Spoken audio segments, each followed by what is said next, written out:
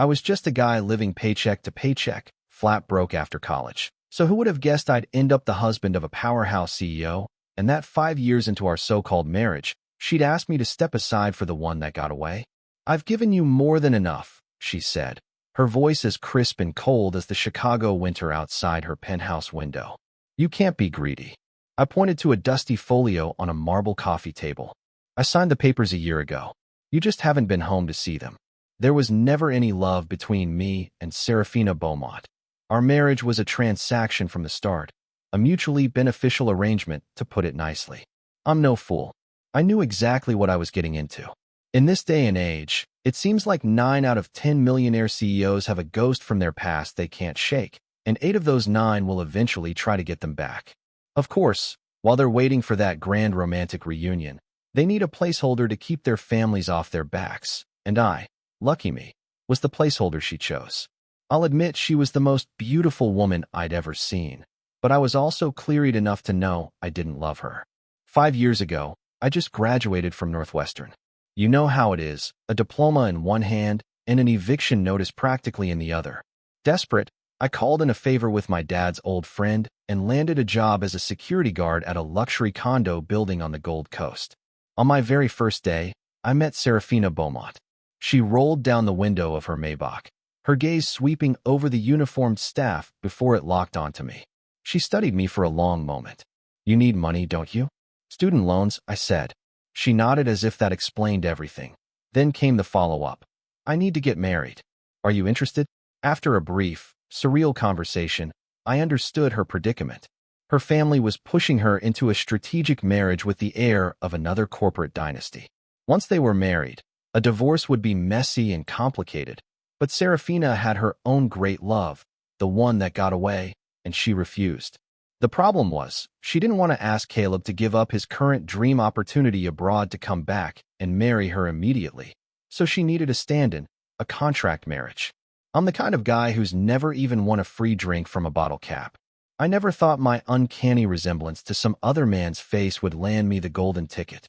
I stood there, still holding the velvet rope for her car, my mind racing through the pros and cons. She must have mistaken my silence for hesitation because she started sweetening the deal. "After we're married, I'll pay off all your loans, of course," she added. "During the marriage, you can't see other women. You have to be a convincing husband. When we divorce, I'll give you a townhouse and $1 million tax-free. Any other conditions? You can name them now." I thought for a moment, then held up a single finger. "Just one. This can't interfere with my job." A small, genuine smile touched her lips. She nodded. "Deal." We were legally married within the hour, prenup, asset declarations, the works. I stuffed the marriage certificate into my pocket and went right back to my post, velvet rope in hand. I knew this was probably the biggest break I'd ever get. So many people work their entire lives and get nowhere, not because they aren't capable, but because society has them trapped in a web. A mortgage, car payments, student loans, the sheer cost of living, kids' education, aging parents. It all bleeds you dry, pinning you to the bottom rung where you can never afford to stop climbing. Now, Serafina Beaumont had given me a ladder, a chance to leap out of the fishbowl. I had no idea our marriage had sent shockwaves through the Beaumont family. I didn't even have her phone number. The Beaumonts couldn't fathom why Serafina would marry me. We were from 2 different universes. One was the city's corporate royalty. The other was a rat in the race fighting just to make rent for the next month. My life didn't change at all. Just as I was starting to think this strange arrangement would stay quiet, an unfamiliar number shattered the peace. "My family wants to meet you." It took me 3 seconds to place the voice. It was my convenient wife. The moment they saw me, her family seemed to finally understand. "So he's a stand-in," someone murmured. The gazes that fell on me were a mixture of condescension and amusement. "A cheap knockoff is still a cheap knockoff," a woman slightly younger than Serafina sneered. Her contempt was blatant, undisguised. "Look at him. He probably rented his suit." A wave of laughter filled the opulent living room. Serafina shot me a slightly embarrassed glance, but said nothing to defend me. I couldn't be bothered to care. I just got a promotion at my real job, and my mood was great. My supervisor saw potential in me and wanted to groom me for a management track. I'd even bought a few books on operations management to study when I got home. But her family was determined to have some fun at my expense. When it was time to offer her mother a drink, I held out the delicate cup of coffee. She pointedly ignored it, letting it sit there in my outstretched hand. I knew what she was doing, refusing to accept me. What did that have to do with me? I wasn't her real son-in-law. I didn't need her approval. The scalding heat of the coffee seeped through the porcelain, burning my fingertips. I counted to 3 in my head. 1, 2, 3. I placed the cup firmly on the table in front of her. Mrs. Beaumont's face turned to stone. "No class whatsoever," she said, her voice dripping with aristocratic disdain. I smiled. "You're right, ma'am. And yet, here I am, your son-in-law." I added, "I hear you're a great reader of the classics. Seems to me you only skimmed the Cliff's Notes on manners." "How dare you speak to her like that?" someone sputtered. The whole family started coming at me. I glanced at Serafina, who remained silent. Fine. If she wasn't going to step in, I'd handle it myself. I held my own, verbally sparring with a whole pack of them, deflecting their insults with calm logic. I was never arrogant, but I never backed down. The only thing they had on me was money. In terms of character, we were equals. They seemed to think that because I was poor, I had no right to defend my dignity, that I should just stand there and take their abuse. In the end, I'd call it a decisive victory. We parted on bad terms, skipping the planned family dinner entirely. Serafina drove me back. After a long silence, she finally spoke. "No matter what, they're my parents. They're your elders. If they say a few things, you should just take it." I cut her off. "You poured that coffee. You know exactly how hot it was. If I hadn't put it down, what do you think would have happened? But you still shouldn't have." I cut her off again. "Ms. Beaumont, our agreement states that I am to act as your husband. It does not state that I have to be a doormat for your family and friends." Serafina seemed to want to say more, but I couldn't be bothered. I pulled out my phone and started scrolling. My supervisor's birthday was in a few days. As his newest protege, this was a golden opportunity to solidify our professional relationship. With no family or connections to speak of, a good relationship with a boss who valued me was everything. A little strategic brown-nosing was just part of the game. Serafina pulled up to the curb of my apartment building. "Thank you for the ride, Ms. Beaumont." She misunderstood, her eyes flicking to my phone screen.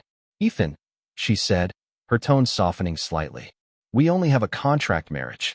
You don't have to go to such lengths to impress me. Powerhouse CEOs really are a little full of themselves." "Ms. Beaumont, I meant you can go now," I clarified. "This gift is for my boss. People always try to look busy when they're embarrassed." She tucked a stray strand of hair behind her ear. "Let me at least walk you to the door." I shook my head. She didn't press the issue, just put the car in drive and pulled away. I let out a breath I didn't realize I'd been holding and walked back to my own life, my steps feeling surprisingly light. Getting married really can change your luck. The next month, my boss promoted me to team lead. For the next couple of weeks, I was so busy I barely had time to breathe. Then, after another all-nighter at the office, I stumbled out of my apartment building exhausted and walked straight into a wall of reporters. They swarmed me, shouting questions about Caleb and Serafina Beaumont's whirlwind romance. 100 cameras flashed, blinding me. The constant clicking was dizzying. I pushed through the crowd and just ran. In the age of the internet, there are no secrets. It took me 15 minutes to piece together what had happened. Serafina had let something slip at a press conference. She'd used me as a shield against some probing questions, and the media, being the sharks they are, had quickly followed the trail of breadcrumbs right to my doorstep. This sudden chaos completely upended my quiet life. I'd never dealt with anything like this before. I was completely out of my depth. My phone rang, a jarring intrusion. The number was a long string of 8s. I knew it was Serafina. I was about to demand to know why she'd thrown me to the wolves when her voice, sharp with accusation, cut in first. "Why wouldn't you at least wear something decent before leaving the house?" I was speechless for a second. My silence only seemed to fuel the fire on the other end. It wasn't Serafina anymore. It was her mother's shrill voice raining down on me like a thunderstorm. "Are you doing this on purpose because you didn't get my approval? You deliberately played the victim for the media, trying to use public opinion to pressure me." A news alert popped up on my laptop. "Beaumont heiress's husband looks destitute. Is the Beaumont family misbehaving their new son-in-law? The Ragstorage's story with a dark side." I clicked on a link. The first thing I saw was a high-resolution photo of my exhausted, unshaven face. Below it, a panel of so-called experts was dissecting every detail. I laughed, a bitter, angry sound. Mrs. Beaumont, let's be very clear. I wasn't the one who leaked this story. Your daughter exposed my identity and has turned my life into a circus. If anyone should be angry here, it's me, not you. You can't reason with unreasonable people. She was still ranting about my supposed shamelessness. I hung up, refusing to let her ruin what little composure I had left. I hadn't eaten since getting home from my overnight shift. I nuked a cup of ramen, opened my laptop, and went back to the sales reports I hadn't finished. I'd just taken my first bite when my phone rang again. This time it was Serafina, probably hiding in a corner somewhere. Her voice hushed. I have a penthouse downtown. Why don't you move in? It's secure. It'll also help us manage the media. I thought she was overreacting. It was just some tabloid gossip. It wouldn't cause any real trouble for a corporate giant like Beaumont Industries. Seeing my hesitation, she thought I was disagreeing. She quickly explained, my father is getting suspicious. He thinks our marriage is a sham. I need your help to convince him it's real. I slurped down a mouthful of noodles. So what about the media? Aren't you worried he will see the news? The one that got away? If I try to refute the stories, my father will know for sure it's a fake marriage. He'll force me into the merger. To make him believe, I can't explain anything away. And besides, Caleb is overseas. He won't see. I'll do it, I said, cutting her off. In the instant she'd been talking, I'd already calculated the new set of pros and cons. The title of Beaumont's son-in-law could open doors for me professionally, maybe even propel me to a level I couldn't have imagined before. She was using me as a shield. It was only fair I got to wear the Beaumont family's armor for a little while. Serafina's penthouse was massive. Even living in the same space, we rarely saw each other. I came home late every night and dove straight into work. She, on the other hand, spent her nights on FaceTime, pouring her heart out to Caleb. The moment their video call connected, it was always a drama of unshed tears and meaningful silences. I never understood it. They were both from wealthy families. If they were so desperately in love, getting married wouldn't be that hard. Does chasing your dreams mean you can't also have a life? Maybe that was one of those secrets of the ultra-rich I wasn't privy to. I had no interest in dissecting their bizarre melodrama because my boss had just clapped me on the shoulder and given me another promotion. Wearing the title of Beaumont's son-in-law was like having a backstage pass. The people at work who used to go out of their way to undermine me were now practically pledging their allegiance. I effortlessly sidestepped the usual office politics and backstabbing. The name also worked wonders outside the office. Smaller companies who wanted to curry favor were suddenly requesting to negotiate contracts specifically with me. For them, this was likely their one and only chance to have a business connection, however tenuous, to the Beaumont empire. It didn't matter if they came for Beaumont Industries or for Serafina. Once the contracts were signed, the quality of our company's products and my no-nonsense attitude kept them as loyal customers. Before long, these clients started referring new business to us. It was a virtuous cycle. Our hardworking little company began to expand rapidly, growing from 1 factory to 10. The Pinethesky promises my boss had been making were finally becoming real. The company stock he'd awarded me actually paid out a hefty dividend at the end of the year. At the company's annual gala, the boss declared that I was the primary reason for our success. Then he promoted me again, this time to director of sales, with another significant raise. The man had guts and a sharp mind. In just 2 years, he transformed our obscure little firm into a major player. Now, even without the shimmer of the Beaumont name, we had a steady stream of orders. More orders meant more work. As a new sales director, I was busier than ever, and since I now held a chunk of the company's stock, I was essentially working for myself. I threw myself into it, flying all over the country for trade shows and negotiations. I was barely ever at the corporate headquarters anymore. My boss's new favorite line was, "Keep it up, Ethan. You close a few more big deals, and I might just buy myself another sports car by year end." Bosses, they're all the same. Time flew. Another year passed. I was in New York City, locked in a fierce battle with a rival company over a major contract. We were at a stalemate after days of verbal warfare. In the middle of the deadlock, my phone buzzed. It was Serafina. I ignored it. She called again and again. We were still technically married, and there were things she might need my cooperation on. Annoyed, I excused myself and stepped into the hallway. "When are you coming back?" she asked. "Busy with work." "Not sure yet." The truth was, I'd barely stayed at the penthouse at all for the past year. She just hadn't noticed. I get scared sleeping alone at night. It was hard to imagine those words coming from the Ice Queen CEO. I'd overheard her say similar things to Caleb countless times, but I never thought she'd aim them at me. I felt a wave of goosebumps. "That's random," I said and promptly hung up. Serafina had been acting strange lately. It started after I came back to the penthouse one night to find her passed out on the rug, reeking of alcohol. Worried she was in real trouble, I called 911. I planned to call the ambulance and head up to my room, but the paramedics stopped me. "You're the patient's husband. Her condition is unclear." I thought about it and decided to go with them to the hospital. Legally, I was her next of kin, and honestly, the Serafina Beaumont's husband title had given me a lot of advantages over the years. The easiest thing would have been to call her family, but I didn't have a single one of their numbers, or any of her friends for that matter. When Serafina woke up, she just wailed, demanding to know why I hadn't let her die. I was completely baffled. Sobbing, she explained that Caleb, the man she'd been waiting for, had gotten married to a foreign woman he'd been seeing for a while. He'd even warned Serafina to stop harassing him and stay out of his life. Serafina, who had sailed through life on a cloud of privilege, had never experienced a setback like this. Drowning her sorrows in expensive liquor only made it worse. Somewhere in her drunken haze, she decided life wasn't worth living. If it weren't for me, she would have become a tragic headline, another casualty of lost love. It struck me then just how deep the Beaumont foundations ran. Serafina could spend her days in a vortex of romantic drama, yet Beaumont Industries remained as solid as a mountain. Meanwhile, I worried every day that I was taking on too much, that I'd go on a 2-week business trip and come back to find my company had gone under. Once I confirmed she was physically okay, I left the hospital. But after that, she wasn't the same. The way she looked at me was different, intense. She even tried to drag me out shopping with her. It was insane. Her, of all people. If a reporter snapped a picture, it would be another media firestorm. I refused flat out. She was not happy.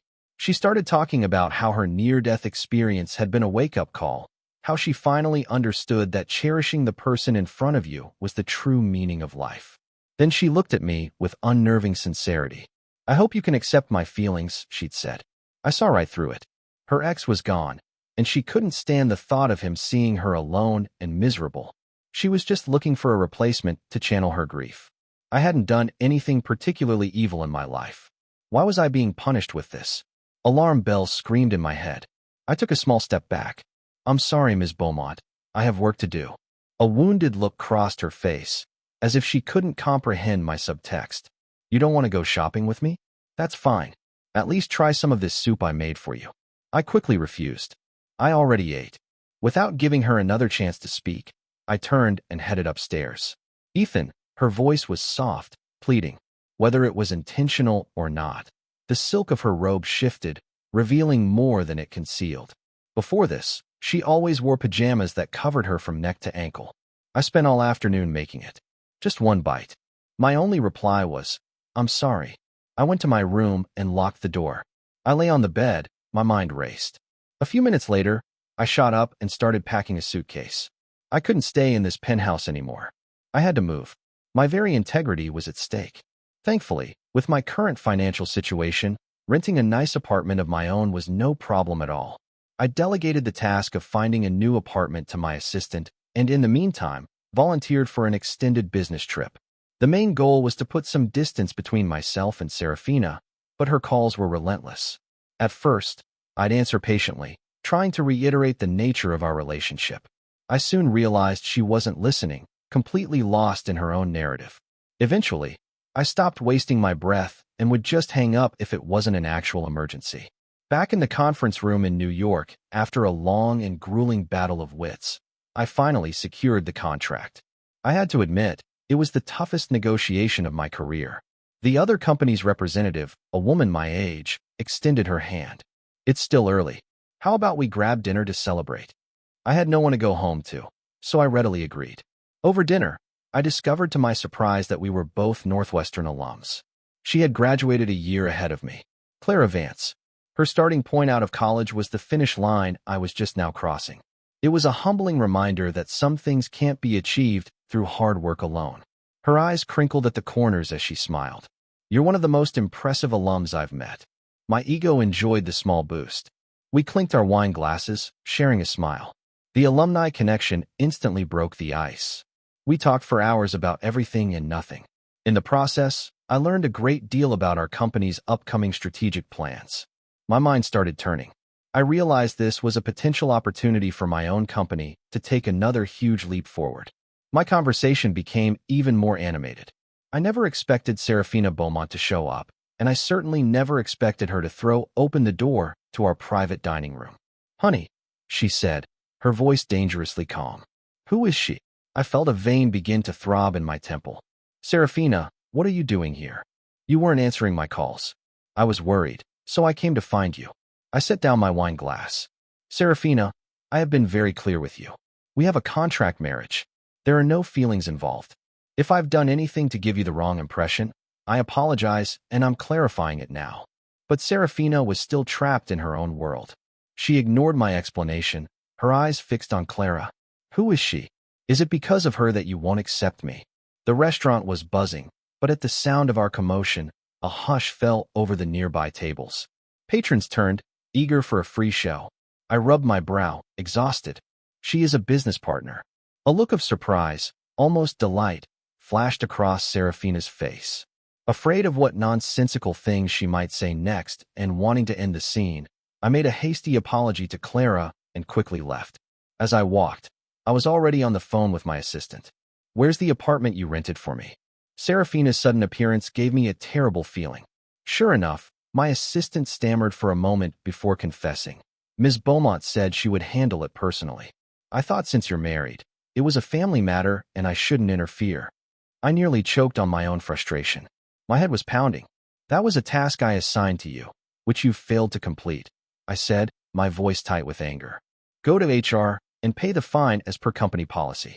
If this happens again, you can find another job."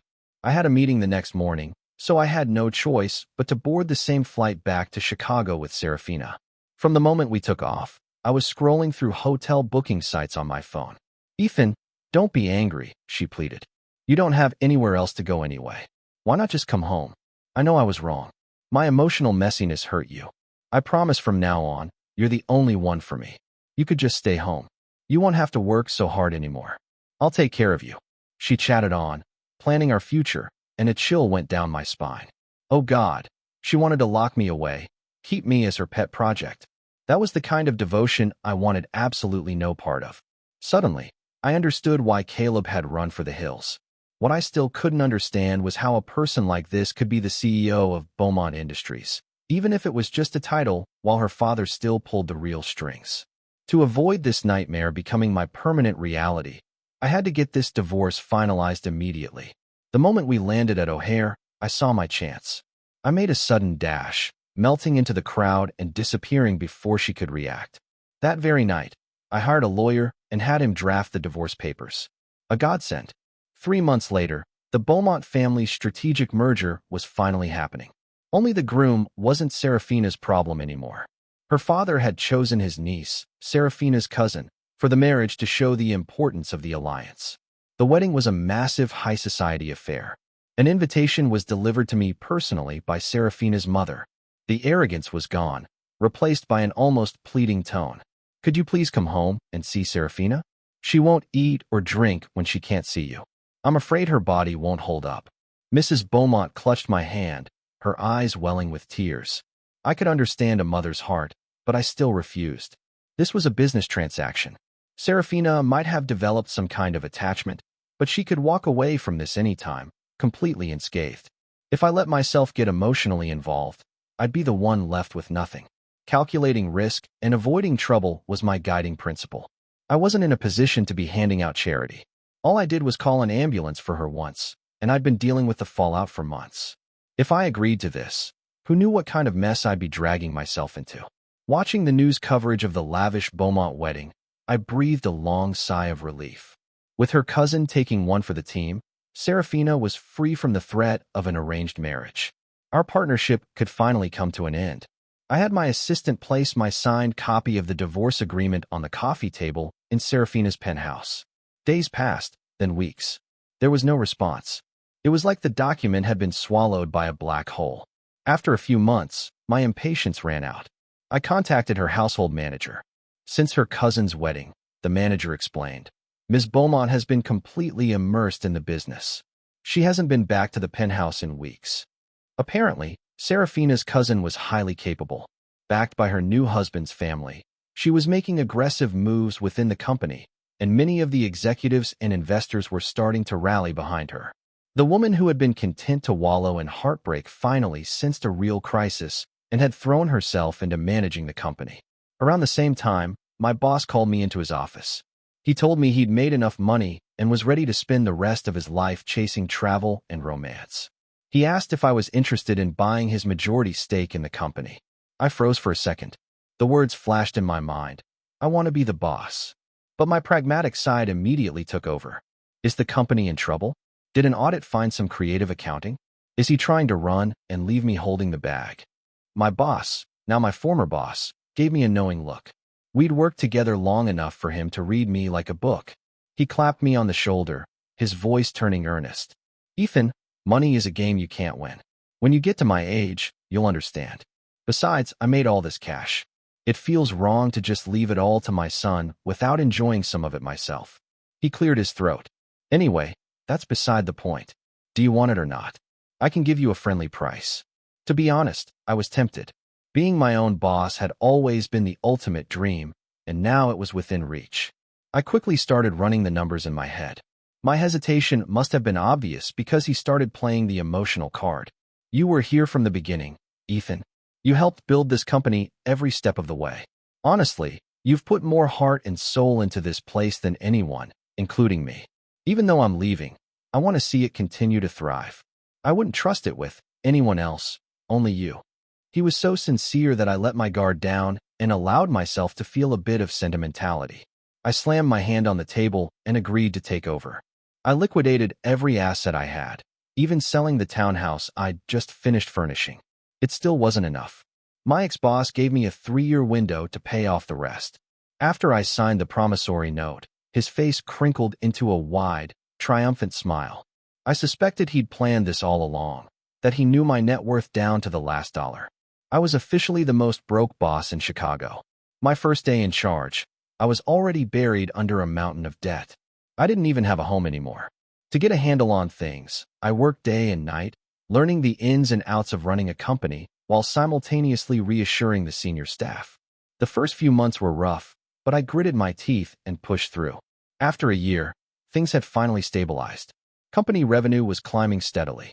The day I made the first major payment on my debt, I collapsed into my office chair and let out a huge sigh of relief. Ring, ring. My phone buzzed, a number that looked vaguely familiar.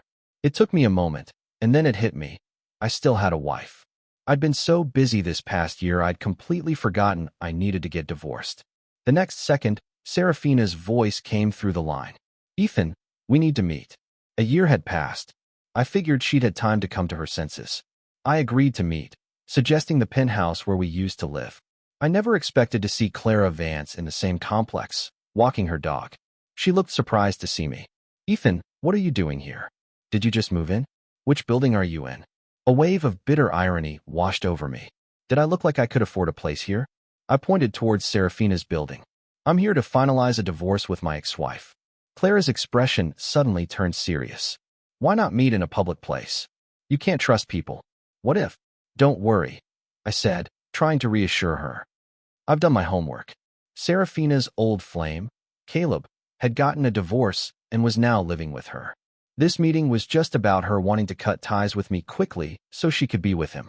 I've been with her for 5 years. I had a pretty good handle on her psychology. She wasn't necessarily in love with anyone. She was in love with the idea of being in love, of deep, dramatic feeling. But the whole pathetic, convoluted backstory, I was too embarrassed to explain it to Clara. To Clara?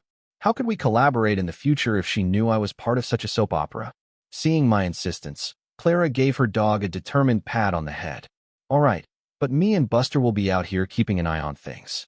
If anything seems wrong, you just yell. I couldn't bring myself to refuse her kind, if slightly nosy, offer.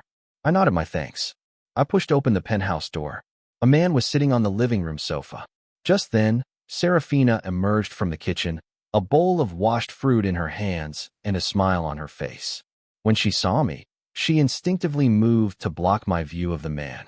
She dispensed with the pleasantries and got straight to the point. I'm sorry, Ethan. I really tried to make it work with you, but my heart, it won't let me. I still love him. Spoken like a true corporate CEO, so eloquent. To an outsider, it would sound like I was the one who had been desperately clinging to our sham marriage. I just smirked and said nothing. My silence seemed to embolden her. I've given you more than enough.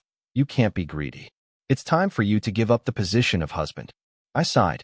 You haven't been home in a long time, have you, Serafina? She looked at me, confused. I gestured towards the second-floor study. The divorce agreement. I signed it a year ago. You just never came home to see it. The color drained from Serafina's face. She rushed upstairs and came back down moments later, her expression grim, holding 2 copies of the divorce agreement. The terms were simple. Following our original prenup, apart from what she had initially promised me, our finances were completely separate. Serafina had no objections. She signed the papers right there in front of me. Neither of us was one for procrastination. The moment the ink was dry, we headed out to get the divorce legally registered. As we walked out the main entrance, we saw Clara. She was craning her neck, peering towards the penthouse, the flame of gossip burning brightly in her eyes. When she saw me emerge unscathed, a flicker of disappointment crossed her face. So much for my touching moment of gratitude. She was just here for the show. I didn't have a car, so I had to catch a ride with Serafina. Clara, ignoring Serafina's thunderous expression, cheerfully squeezed into the back seat with a wide grin. The divorce process was surprisingly fast. Clara knew someone at the county clerk's office and got us moved to the front of the line. We walked out with the official dissolution of marriage in hand. As we were parting ways, some wire in Serafina's brain must have short-circuited again. She suddenly grabbed my hand. Ethan, it's actually you I love, she pleaded, her eyes wild. I was just using him to make you jealous. Can we get remarried? Please. I snatched my hand back and took 2 quick steps away, clutching my divorce decree like a survivor clinging to a life raft. In that moment, I finally understood why her family, despite their disapproval, had never done anything to seriously interfere with our marriage. They must have known this was always a possibility. They probably saw it all coming. So much for the world handing out free lottery tickets to ordinary guys. The idea of a billionaire CEO falling for a divorced, middle-aged woman with kids, or Donald Trump falling for his cleaning lady, it's all just fantasy. If a golden opportunity that seems too good to be true falls into your lap, don't hesitate, run. It's a trap. The first question you should always ask yourself is, do I really deserve this? If it hadn't been for Clara's unexpected help, I might not have escaped so easily. Thank God I had the divorce certificate in my hand before she had her latest breakdown. She saw the undisguised disgust in my eyes, and she just stood there, looking utterly defeated. I sold the townhouse Serafina had given me, and combined with the $1 million from the settlement, I finally paid off the debt to my former boss. Once everything was settled, I called Clara. She had helped me out in a big way, and I owed her. Besides, the future growth of my company might very well depend on this new, powerful connection. During dinner, her phone buzzed nonstop. Annoyed, she finally just turned it off. So I hear you're a boss now, she said with a bright, teasing smile. I spread my hands wide. Ever seen a boss who's completely broke? Well then, Mr. Big Shot Broke Boss, she said, her eyes twinkling. Are you interested in a long-term partnership? I raised my glass to our prosperous partnership. To our partnership, she echoed, her glass clinking against mine.